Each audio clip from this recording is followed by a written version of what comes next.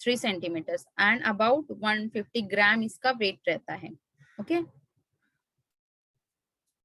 Then यहाँ पे हम देख सकते हैं प्रॉपर से कैसे उसका स्ट्रक्चर है किडनी का। ओके, अभी हम देखेंगे, यहाँ से स्टार्ट करेंगे, 1 मिनट।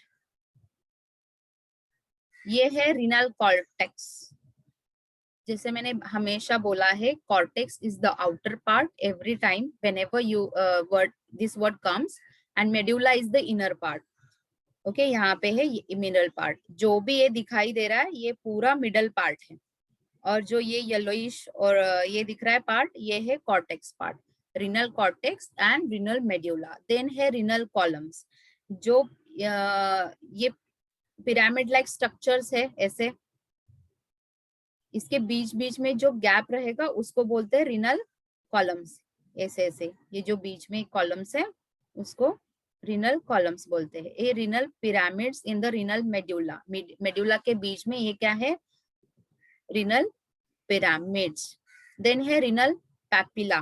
पैपिला मीन्स यहाँ पे सारा जो कैलिक्स शुरू हो जाता है, वो जहाँ पे यूरिन कलेक्ट करेगा उसका जो ओपनिंग है यहाँ पे उसको बोलते हैं papilla. This is opening in the into the calyx. Then ये renal capsule. Capsule means upper covering, पूरा किडनी के ऊपर का कवरिंग। मीन्स पहले आएगा renal capsule, then renal cortex, then renal medulla. और रीनल मेड्यूला के अंदर ये पिरामिड शेप्ड पिरामिड्स आएंगे, और उसके अंदर ये मेन स्ट्रक्चर है नेफ्रॉन का। पिरामिड्स के अंदर ऐसे मिलियंस टुगेदर नेफ्रॉन्स रहते हैं। This is the main functional part of the kidney. जैसे हमने लंग्स में देखा गया कि मेन फंक्शनल कौन सा है, अल्वियोला, वैसे ही ये नेफ्रॉन जो है ये मेन फंक्शनल पार्ट है इन द किडनी। ओके, हर एक किडनी में एक जस्ट दिखाया गया है। ओके, ऐसे बहुत सारे मिलियंस टुगेदर एक पिरामिड्स में ऐसे रहते हैं। ओके, देन ये यहाँ पे ब्लड कैसे आता है, कैसे पास होता है, कैसे यूरिन तैयार हो जाता है, हम आगे भी देखेंगे, लेकिन यहाँ पे शॉर्ट में देखेंगे पाथ ऑफ यूरिन ड्रेनेज कैसे कैसे होता है। तो ये है कलेक्टिंग ट्यूबिल। यहाँ पे ये आर्टरीज है, ब्लड लाएंगे, यहाँ से आर्टरीज पास हो जाएंगी, और यहाँ पे अंदर अंदर छोटे छोटे छोटे कैपिलरीज अंदर घुस जाएंगे। ओके, और यहाँ पे ब्लड फिल्टर होगा, और बचा कुचा जो यूरिन है यहाँ से पास होते होते होते होते यहाँ पे आ जाएगा। फिर यहाँ पे कलेक्ट करके पूरा, फिर रिनल पेल्विस से बाहर, सॉरी यूरेटर से बाहर जाएगा, और बाकी का ब्लड है इसके थ्रू वापस ऐसे बीच में जो कॉलम्स है उसके बीच में से आके रीनल वेन में चला जाएगा। ओके, आपको ये वीडियो दिखाऊंगी, फिर जो बाकी के अभी स्लाइड्स है उससे पता चलेगा प्रॉपर कैसे है। जस्ट ग्रॉस में यहाँ पे देखो, ये कलेक्टिंग ट्यूब्यूल है, कलेक्टिंग डक्ट उसमें आएगा, फिर पैपिलरी डक्ट में आ जाएगा, फिर ये माइनर कैलिक्स स्पेस जो ओपन स्पेस है माइनर है, और देन ये मेजर कैलिक्स है, मीन्स बड़ा स्पेस है। माइनर कैलिक्स से यूरिन आ जाएगा मेजर कैलिक्स में, मेजर कैलिक्स से आके ये यूरेटर में आ जाएगा ऐसे। देन रिनल पेल्विस में, ये रिनल पेल्विस जो सबसे मीन्स बड़ा ओपनिंग है और एक ही स्पेस है जो सब कैलिक्स को एक जगह पे ज्वाइन करता है, ये सब रिनल पेल्विस से ureter and then urinary bladder में जाएगा। ओके, उसका ऐसे है, लेकिन कैसे फंक्शन फिर भी कैसे होता है हम प्रॉपर से देखेंगे। फिर से एक शॉर्ट में रिपीट कर रही हूँ, रिनल आर्टरी से ब्लड आएगा अंदर, और ये जो बीच में कॉलम्स है ना, ये वाले ये वाले ये वाले, यहाँ से वो आर्टरीज अंदर अंदर जाएंगे, और फिर यहाँ से आके ये जो नेफ्रॉन है, नेफ्रॉन के स्ट्रक्चर्स हम देखेंगे कैसे कैसे है। छोटे छोटे छोटे छोटे कैपिलरीज यहाँ पे जाएंगे, और ब्लड फिल्टर होके, ब्लड जो फिल्टर हुआ यहाँ से फिर से आके यहाँ जाएगा, और जो बचा हुआ यूरिन है जो फिल्टर हुआ वेस्ट प्रोडक्ट है इसमें से आ जाएगा। उसमें भी सारे फिर से रीअब्सॉर्प्शन करना होता है, कुछ तो फंक्शन रहता है, ऐसे ऐसे करके ब्लड यूरिन यहाँ पे आ जाएगा, ऐसे ऐसे करते यहाँ से बाहर निकलेगा। ओके, अब gross structure of the kidney हमने देखा है, फाइब्रस कैप्सूल मेन ऊपर का सराउंडिंग द किडनी, देन है cortex, reddish brown layer of tissue, then है medulla, innermost layer consisting of pale conical shaped striation is called renal pyramids, then a hilum means is the meeting point, joining point। हर एक organ में hilum ये आ जाता है। जैसे कि हमने respiratory system में देखा कि जहाँ पे सारे आर्टरीज वेन जहाँ पे एंटर हो रहे किसी ऑर्गन पे, ऑर्गन के अंदर, तो वो जो मीटिंग पॉइंट रहता है कि सारे ऑर्गन सारे आर्टरीज वेन जो भी कुछ एंटर हो रहा है, तो उस पॉइंट को हमेशा हाइलम बोला जाता है। इज अ कॉन्केव मीन्स ये हाइलम पार्ट हो गया किडनी का। ओके, यहाँ पे सारे आर्टरीज आ रहे, वेन सारे, यहाँ ऐसे यूरेटर बाहर निकल रहा है। Okay, it is the concave medial border of the kidney where the renal blood and lymph vessels, the ureter and nerves enters, means सब जहाँ पे enter होता है, लीव करता है, जो भी है arteries, vein, ureter. It has a number of distal branches called calyx. Okay, इसमें major calyx and minor calyx जैसे मैंने दिखाया अभी। और मेन अभी किडनी का फंक्शन क्या है? Regulation of blood cell production. Okay, then है रेगुलेशन ऑफ बोन मिनरलाइजेशन, क्योंकि किडनी वही काम करता है कि मिनरल को कौन से मिनरल को रखना है, कौन से मिनरल ज्यादा हो गए उसको बाहर फेंकना है, और कौन से रीअब्सॉर्ब करना है, ये सब किडनी ही काम करता है। इसलिए the regulation of blood pressure, ये मेन ब्लड प्रेशर का नॉर्मल लिमिट में रखना किडनी के ऊपर ही काम है, क्योंकि यानी जो सोडियम आयंस रहते हैं वही ब्लड को ज्यादा कम करते हैं, तो इसको बाहर फेंकना है अंदर रखना है, ये किडनी डिसाइड करता है। तो एब्सॉर्ब कर रहा है तो ब्लड प्रेशर बढ़ेगा, वो बाहर फेंक रहा है सोडियम आयंस तो वो ब्लड प्रेशर नॉर्मल में रहेगा। तो ये मेन उसका ब्लड प्रेशर का रेगुलेशन का काम भी यही रहता है। Then influence of blood pH, acid based metabolism, blood का जो पीएच मेंटेन करना है ये भी किडनी करता है, कौन से प्रोडक्ट हटाना है, टॉक्सिन्स हटाना है, कौन से रखना है, ये सब किडनी के यहीं पे होता है। Then excretion of metabolic waste products and water. अब देखेंगे blood supply to the kidney. Kidney needs to have constant supply in order to control the composition of body fluids.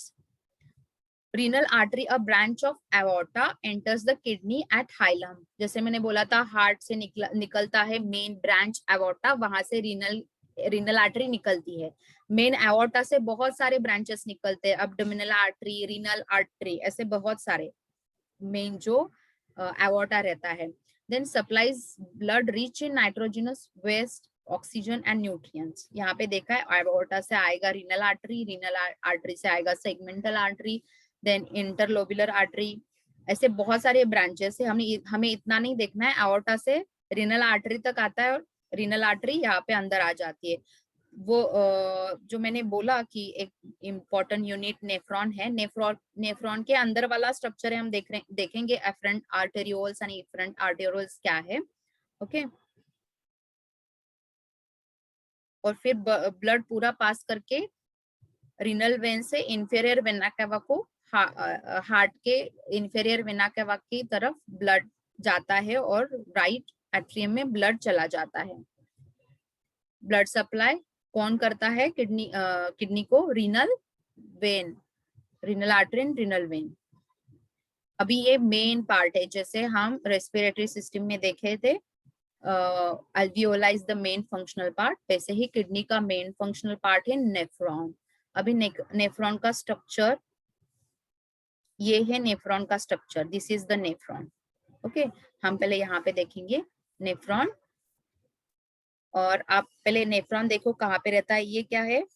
Columns, sorry pyramids. ये pyramid हो गया, ये pyramid के अंदर nephron ऐसे रहता है, और जो रेड एंड ब्लू कलर के दिख रहे वो आर्टरीज, आर्टेरियोल्स एंड वेन्यूल्स से पूरा कवर है। जैसे कि अल्वियोला पूरा कवर था आर्टरीज वेन से, वैसे ही ये नेफ्रॉन भी कवर है। तो उसका जो मेन माउथ पार्ट है वो रहता है कहाँ पे? कॉर्टेक्स में, और हाफ पार्ट मेडुला में रहता है, और फिर ऊपर आके फिर से ऐसे जाता है, मींस हाफ पार्ट कॉर्टेक्स में रहता है और लोअर हाफ पार्ट मेडुला में रहता है। और मेडुला में क्या रहता है? पिरामिड्स रहते हैं। ओके, ये पहले समझ लो, ये है कॉर्टेक्स वाला पार्ट ऊपर का और ये है मेडुलरी पार्ट। ओके, और मेडुला में ये पिरामिड्स रहते हैं। Okay, is the basic structural and functional unit of the kidney. Its chief function is to regulate the concentration of water and soluble substance, reabsorbing what is needed and excreting the rest of as urine. A nephron eliminates waste from the body, regulates blood volume and blood pressure, controls level of electrolytes and metabolites, and regulates blood pH. यहाँ पे हम proper से देखेंगे exactly हर एक part का अलग अलग part function है। जैसे कि यहाँ पे वो ब्लड आके आया और फिर चला गया, और जो बचा हुआ पार्ट है ब्लड का यहाँ से पास होते जाता है। जैसे ही पास होते जाता है वेस्ट प्रोडक्ट, वहां पे भी अलग अलग उसके फंक्शंस है। ये है main first part, glomerulus, glomeruli दोनों भी बोलते हैं। This is the main part. यहाँ पे जैसे चाशनी रहती है हमारी, जो मेन हम ये करते हैं, वैसे ही यहाँ पे क्या होता है, छोटे छोटे आर्टेरियोस आते हैं और वेन्यूस निकल जाते हैं। ओके, यहाँ पे क्या होता है, main filter small solutes from the blood. Blood का मेन जो सुपरफिशियल फिल्ट्रेशन होता है यहाँ पे होता है। ओके, यहाँ पे तो यहाँ से ब्लड आएगा और निकल जाएगा, और जो बचा कुचा पार्ट है यहाँ पे आ जाएगा। तो ये है, यहाँ तक है जो क्वाइल्ड स्ट्रक्चर लगता है। ये सेकंड पार्ट है, proximal convoluted tubule. Okay, proximal means first part. Okay, then convoluted means थोड़ा सा लूप लाइक स्ट्रक्चर है उसका। ये क्या करता है मेन यहाँ पे, तो reabsorbs ions, water and nutrients. Okay, यहाँ पे क्योंकि यहाँ पे पूरा प्रॉपर से फिल्टर नहीं होता है, तो यहाँ पे जाके जो भी कुछ एक्स्ट्रा गया हो तो फिर से एब्सॉर्ब कर लेता है। रीएब्सॉर्ब्स आयरन, वाटर एंड न्यूट्रिएंट्स, अगर इसमें से पास होके चला गया हो तो। देन क्या करता है, removes toxins and adjacent filtrate pH and adjust filtrate pH means यहाँ पे कुछ टॉक्सिन्स है तो निकाल देता है, एंड ब्लड का पीएच बैलेंस करता है। ये प्रोक्सिमल कन्वोल्यूटल ट्यूब। देन ये ऐसे कनेक्ट हो जाता है, और ये क्या होता है, descending loop of Henle's loop. ये पूरा यहाँ ये जो पूरा पार्ट है ये हेनलेज लूप है। उसमें भी कैसे है, डिसेंडिंग पार्ट एंड असेंडिंग। मैंने हमेशा बोला है descending is going down and ascending is going up.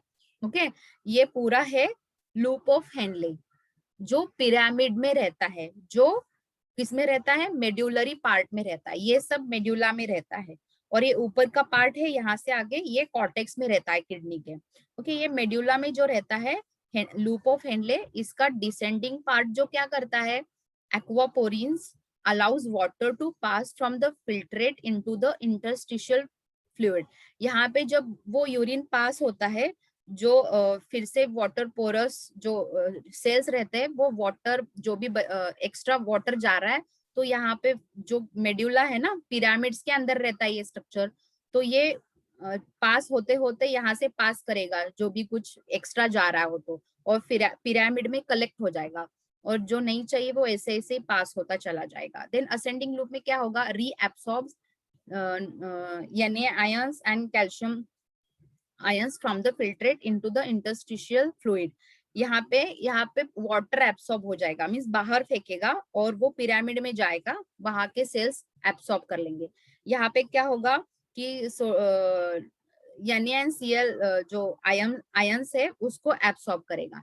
Then ये एंटर होगा कहाँ पे, डिस्टल ट्यूब्यूल। ये है proximal and this is distal. ये फिर से क्वाइल्ड हो जाता है, और फिर ये फिर से कॉर्टेक्स में आ जाता है इसका पार्ट। तो ये क्या करता है, selectively secretes and absorbs different ions to maintain blood pH and electrolyte balance. यहाँ पे सिलेक्टिव और कुछ बचा हो तो एब्सॉर्ब कर देता है, और क्या करता है, सिलेक्ट सिक्रेशंस कुछ हो और ज्यादा की बॉडी में नहीं चाहिए, ऐसे हार्मोन्स हो या अगर कुछ, ये उसको यहाँ से फेंक देता है। और फिर ऐसे करके जो यूरिन तैयार हो जाएगा एक कलेक्टिंग ट्यूब्यूल में आ जाएगा। इस कलेक्टिंग ट्यूब्यूल को बहुत सारे ऐसे नेफ्रॉन्स अटैच होते हैं, जैसे यहाँ अटैच, यहाँ अटैच है, यहाँ अटैच है, ये पूरा अटैच रहते हैं बहुत सारे। ये है कलेक्टिंग, क्योंकि यहाँ पे यूरिन सब पास होके यहाँ पे आएगा और कलेक्ट हो जाएगा एक जगह पे, उसको बोलते हैं कलेक्टिंग डक्ट।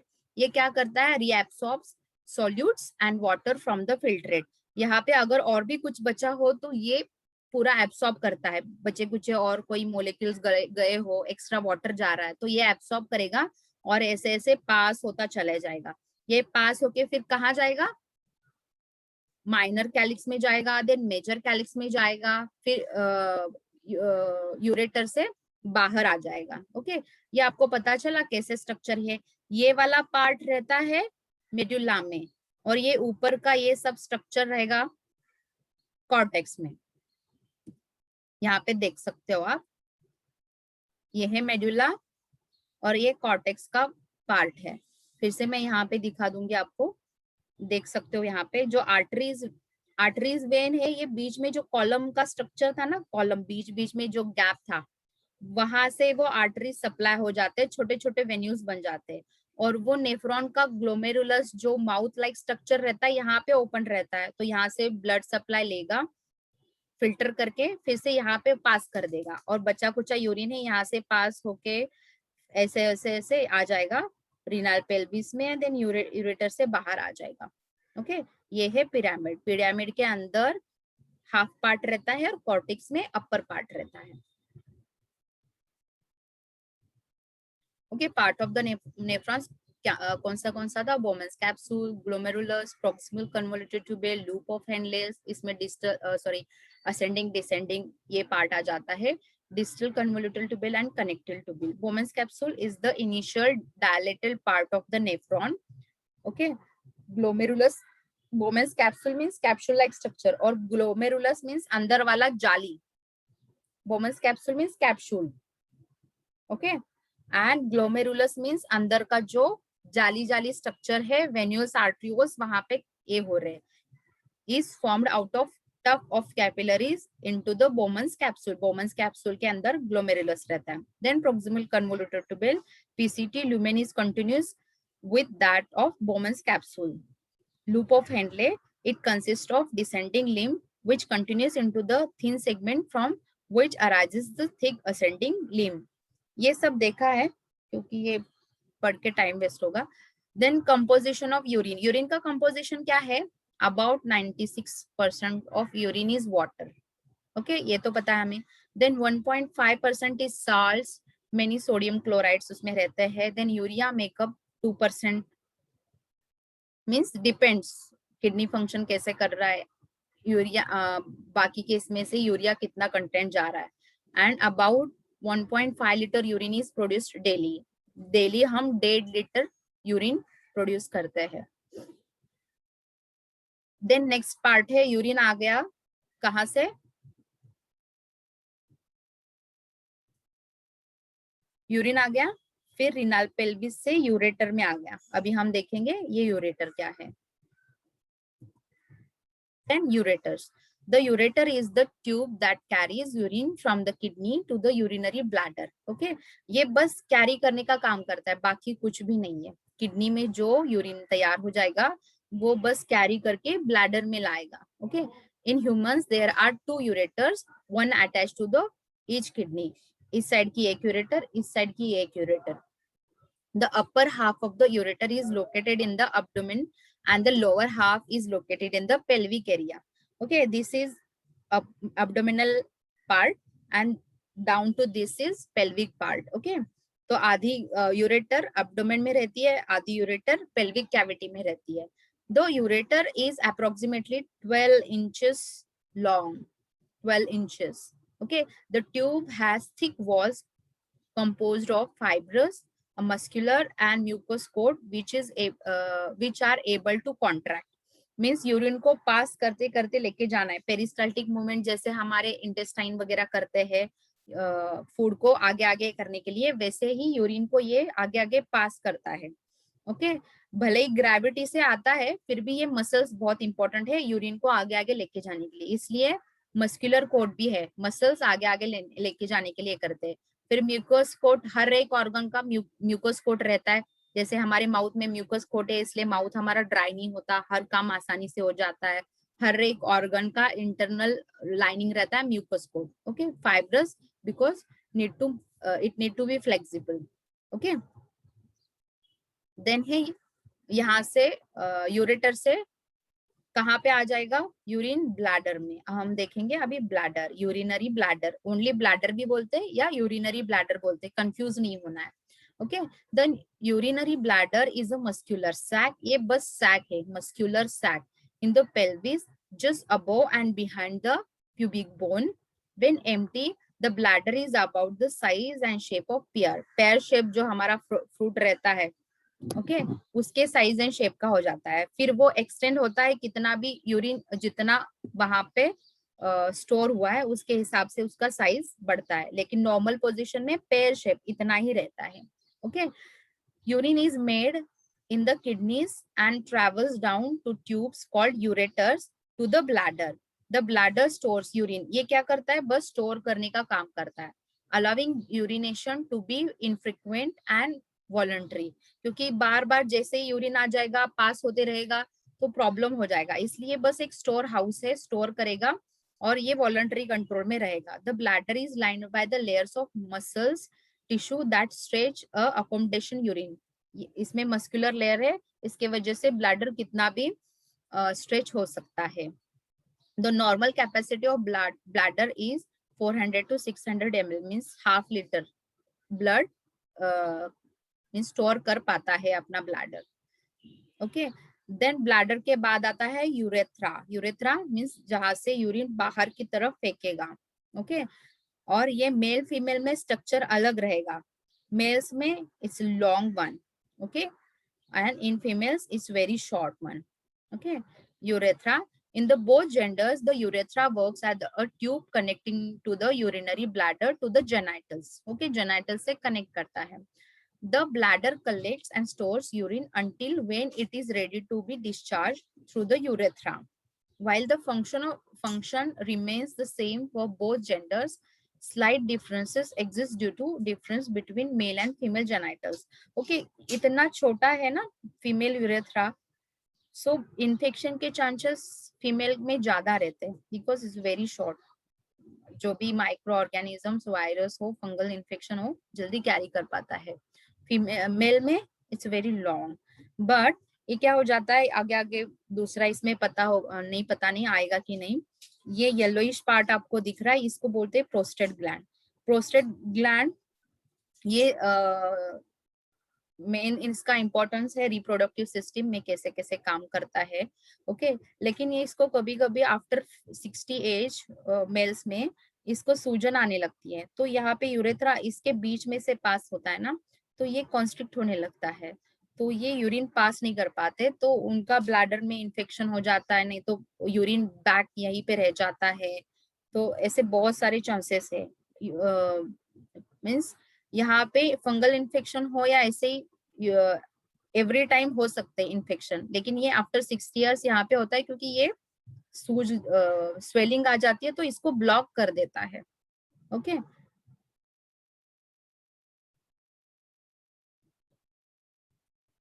और एक मिनट, और यहाँ पे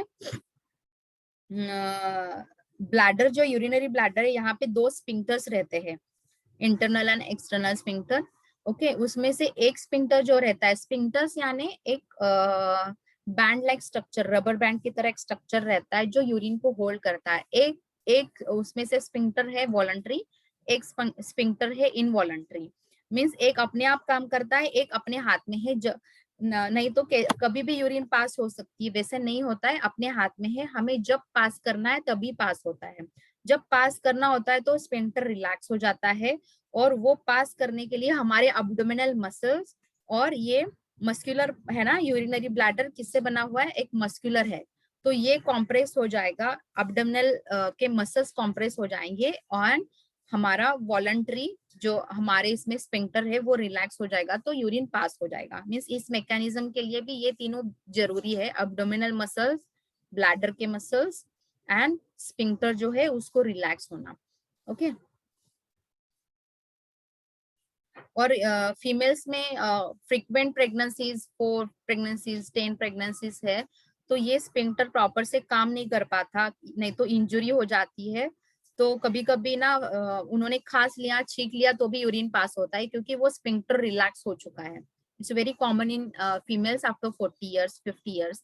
And frequent pregnancy से तो बहुत ज्यादा ये प्रॉब्लम उनमें दिखाई जाता है, क्योंकि यहाँ पे जो स्पिंक्टर रहता है उसका कंट्रोल नहीं रहता है, वो लूज ही रह जाता है. Hope you understand. We are going to see the video. Excretion. The biological process involved in the removal of harmful metabolic wastes from the body is called excretion.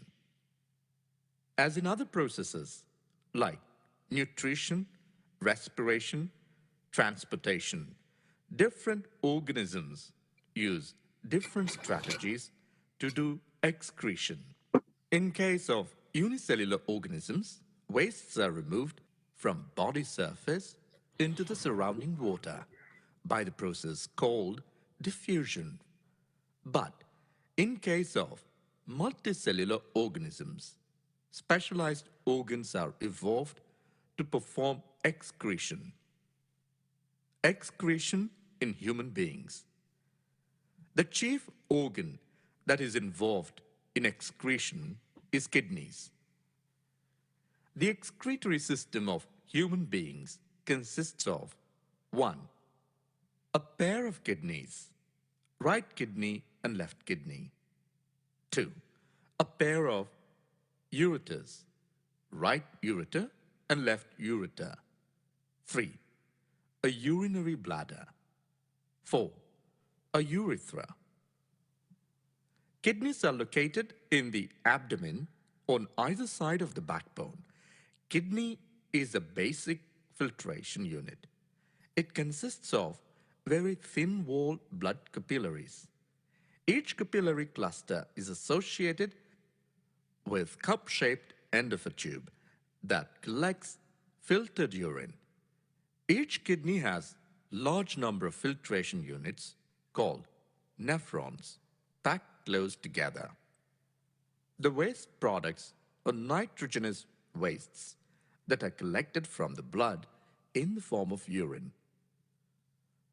The produced urine passes through ureters into urinary bladder. The urine is stored in the urinary bladder and the urine is released to outside through urethra. Now, let us learn how urine is produced. The process of urine formation takes place in 3 steps. 1. Filtration. 2. Reabsorption. 3. Secretion. Filtration.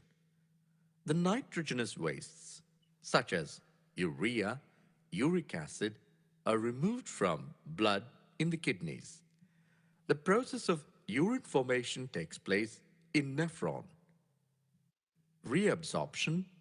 Some substances like glucose, amino acids, salts, and major water, which are filtered along with nitrogenous waste, are reabsorbed.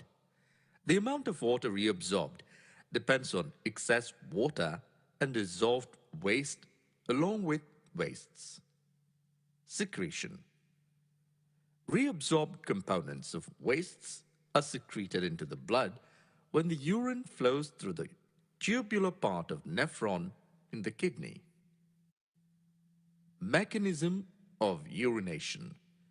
The urine formed in kidney enters into a lung tube called ureter.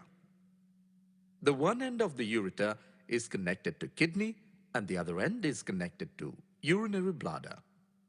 Urine is stored in the urinary bladder until the pressure of urinary bladder leads to urge to pass urine.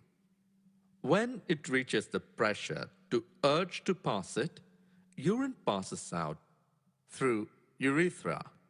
How can we hold urine until it reaches to the urge to pass urine? As the urinary bladder is muscular and it is under the control of nervous system, we can usually control to urge to urinate. The process of passing out urine is called as urination.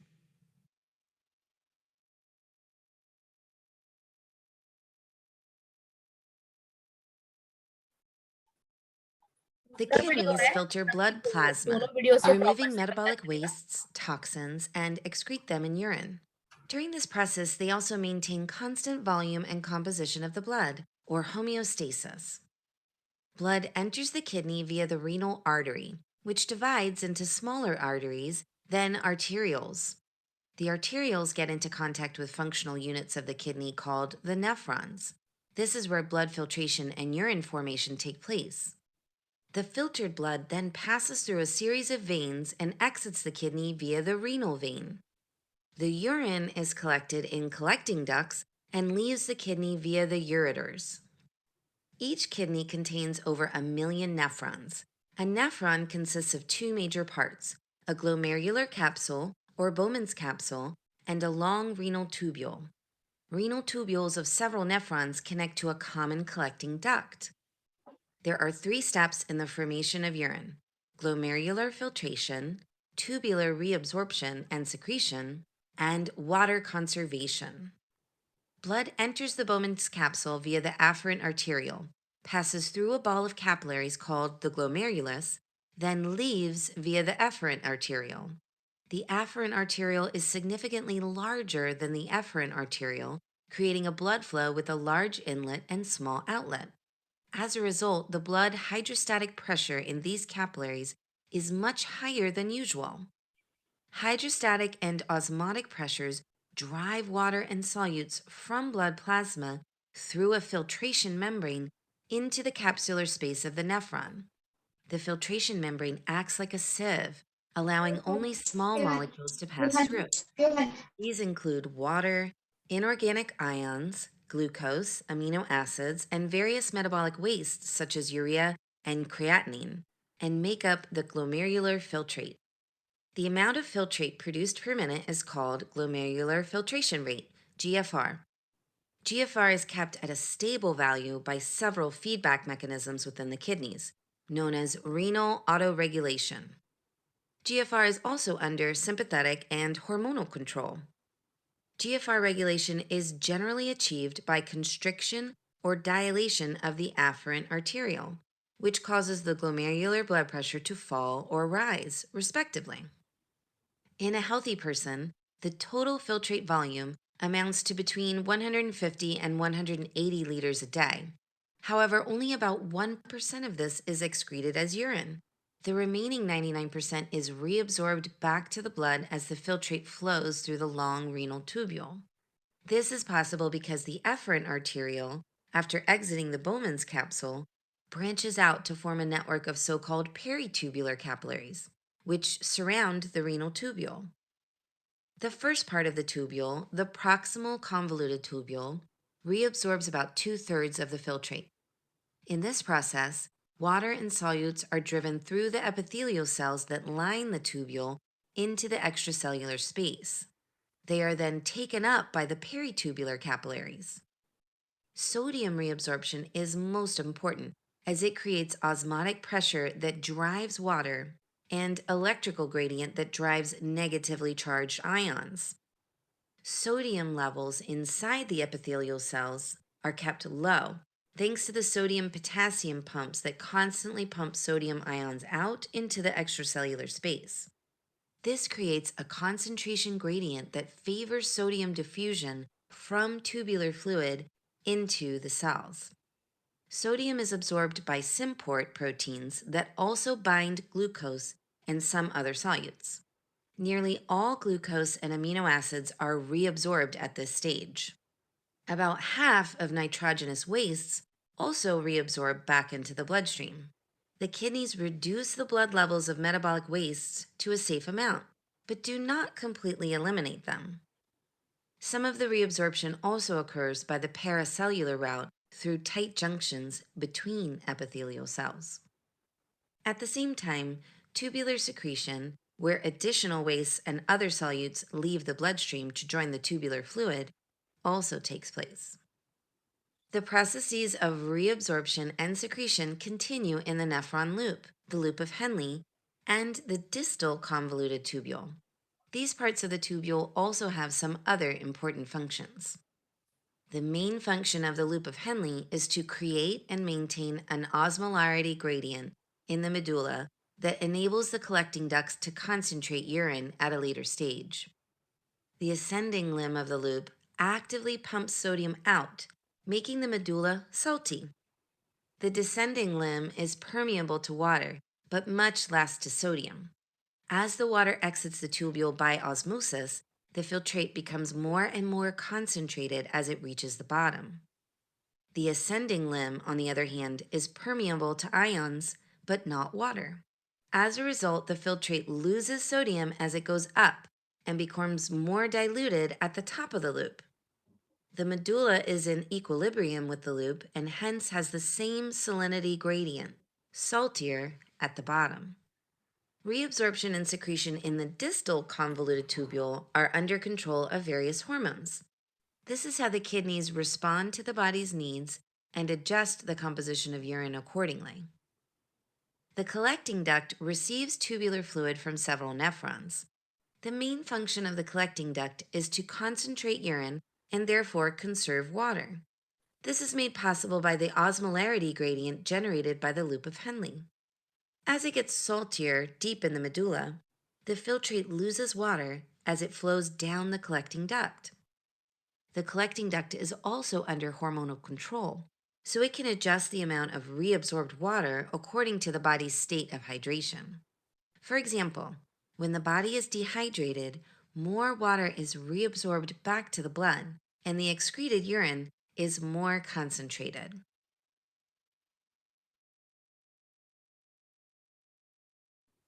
Okay, हमने अब देखा कि physiology anatomy of the urine, लेकिन योगा से हम connect कैसे कर सकते हैं देखें तो हमारे पास ज्यादा कुछ कोरिलेशन नहीं, जैसे हमने रेस्पिरेटरी सिस्टम में देखा होगा और कि उसका कनेक्शन मैंने जो लेक्चर लिया था उसमें बहुत सारा कनेक्शन और बहुत सारी चीजें थी बताने के लिए, इसमें ज्यादा कुछ नहीं है, लेकिन एक ही चीज है कि प्राणवायु के 5 उसमें है, उदान, प्राण, समान, व्यान, अपान। ओके, हर एक वायु का काम अलग अलग है, उदान का, प्राण का। अभी ये हम एक्सक्रीटरी सिस्टम का देखे तो ये अपान वायु के अंदर आता है। अपान वायु का मेन काम है एक्सक्रीशन किसी भी चीज का, lower part of lower body में है, एंड एक्सक्रीशन का काम करता है हर एक चीज एक्सक्रीट करना है, बॉडी के बाहर ढकेलना है, तो ये अपान वायु करता है। फिजिकल लोकेशन क्या है? Pelvic floor to the feet. Function उसका क्या है? इलिमिनेशन, बर्थिंग, मेंस्ट्रुएशन, हर एक चीज काम करता है। देन चक्र कौन सा है? मूलाधार चक्र। तो इसके लिए ये अगर अपान वायु प्रॉपर से काम करने के लिए हमें इनडायरेक्टली कहाँ पे फोकस करना होगा? ये कहा किसके पार्ट से? प्राण के। तो और प्राण वायु को प्रॉपर रेगुलेशन में लाने के लिए क्या करना है? इनडायरेक्टली प्राणायाम और अदर सब आएगा इसमें। मीन्स उसका कोरिलेशन ऐसे, इसका काम अच्छे से होने के लिए प्राणवायु ठीक रहना जरूरी है। प्राणवायु ठीक रहने के लिए हम जो भी करते हैं, प्राणायाम हो, योगा, आसनास हो, बाकी सब मेनली प्राणायाम, वो रेगुलेट हो गया तो अपने आप ये हो जाएगा। मीन्स यानी कि सारे ये हो जाएंगे, हर एक का काम अच्छा हो जाएगा जब प्राणवायु प्रॉपर हो जाएगा। तो इसलिए प्राणायाम को और नाड़ी शुद्धि को योगा में बहुत इंपॉर्टेंस है, क्योंकि ये एक दूसरे को कनेक्टेड है सारे। ओके, अपान वायु का श्लोका। अपान वायु स्थान अपानो अपानग श्रोणी बस्ती मेदो उरु गोचर। कहाँ पे है? श्रोणी मीन्स पेल्विक गर्डल, बस्ती means bladder, I don't know. Then अपान कार्य, उसका क्या क्या काम है? शुक्र, आर्तव, मूत्र, गर्भ, निष्क्रमण क्रिया मीन्स शुक्र का मीन्स सेमेन, देन आर्तर मीन्स मेंस्ट्रुअल ब्लड, मूत्र, गर्भ, ये सब निष्कासन का काम करता है। ओके, देन अभी किडनी डिसीज, कौन सी भी हमें किडनी डिसीज हो जाएगी तो ये सारे सिम्टम्स, हर एक किडनी डिसीज अलग अलग हो, किडनी स्टोन्स हो, पॉलीसिस्टिक किडनी डिसीज हो, हर एक कोई किडनी डिसीज में आपको यही सारे सिम्टम्स दिखाई देंगे। कौन से? ड्राउजीनेस एंड टायर्डनेस, क्योंकि किडनी का काम प्रॉपर से नहीं हो पा रहा है, तो जो आयंस या मोलिक्यूल्स एब्सॉर्ब करना है, जो बाहर फेंकना है, जो हमारी बॉडी को नीडेड है जो नीड नहीं है उसका इम्बैलेंस हो जाता है, तो ये ड्राउजीनेस और टायर्डनेस आ जाता है, twitching and cramping of the muscle, क्योंकि यहाँ पे मस्कुलर और हमने देखा है कि वर्टेब्रा से एकदम क्लोज है, और सारा जो भी कुछ यहाँ पे थोड़ा भी गड़बड़ हो जाएगा तो एकदम क्लोज टू वर्टेब्रा और स्पाइनल कॉर्ड के यहाँ पे हो जाने के कारण पेन शुरू हो जाता है तुरंत ही। ओके, मस्कुलर पेन हो या कुछ भी हो। देन ब्लड यूरिन हर एक में नहीं होता है, हर एक डिसीज में किसी किसी इसमें हो जाता है, यूरिन से ब्लड भी आने लगता है। Failure to control high blood pressure, फिर अपना ब्लड प्रेशर कंट्रोल नहीं कर पाता है। फोमी यूरिन, यूरिन जब पास करते हैं तो फोमी फोमी यूरिन हो जाती है। Chest pain and shortness of breath, क्योंकि ये अगर प्रॉपर से फिल्टर नहीं कर पा रहा है तो पानी बहुत सारा अपनी बॉडी में ही रह जाता है। पानी अगर बॉडी में रह गया तो ब्लड पास होते होते लंग्स में जमा होने लगेगा, क्योंकि वहां पे फिल्टर होने जा रहा है ना ऑक्सीजन लेने, तो वहां पे चेस्ट में लंग्स में पानी भर गया तो प्रॉपर से हम रेस्पिरेशन कर नहीं पाते हैं। देन बैगी आईज, जैसे ही हमारे बॉडी में फ्लूइड कंटेंट बढ़ जाएगा तो आंखों में स्वेलिंग वगैरह दिखाई देगा आपको। देन है persistent itching and dry skin, dryness तो हो जाएगा, नहीं तो मीन्स ड्राइनेस जब हो जाएगा ड्राई स्किन हो जाएगी, मीन्स बॉडी डिहाइड्रेट हो जाएगी, ड्राई स्किन हो जाएगी। स्लीप प्रॉब्लम्स हो जाएगा, जैसे कि डायबिटीज में हम देखा गया तो बहुत बार यूरिन कब हो गया तो स्लीप डिस्टर्बेंस हो जाती है, तो स्लीप के प्रॉब्लम शुरू हो जाते हैं, not directly but indirectly. Frequent urination जैसे डायबिटीज में देखते हैं। Nausea, vomiting and poor appetite, ये भी बहुत कॉमन सिम्टम्स है, पता नहीं चलता किससे रिलेटेड है। एसिडिटी के वजह से नोजिया वोमिटिंग हो रहा है, क्या हो रहा है डायग्नोज नहीं कर पाते हैं।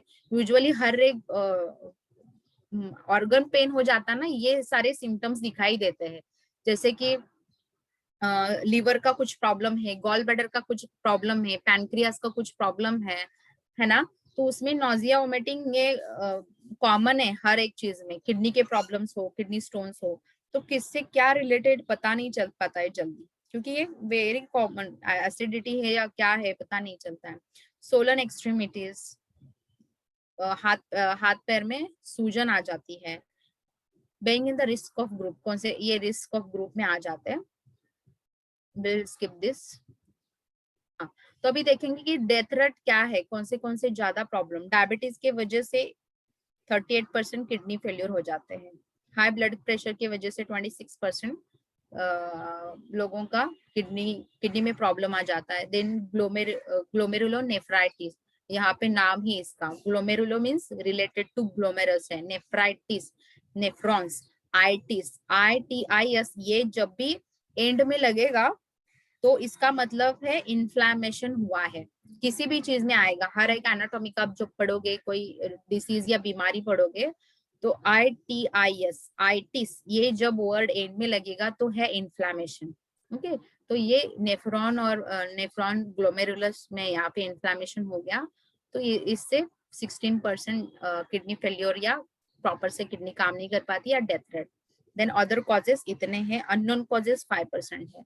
तो ये मेनली डायबिटीज में हो जाता है, blood pressure. End of the day diabetes and blood pressure is the main cause for the kidney failure और किडनी डिसऑर्डर्स।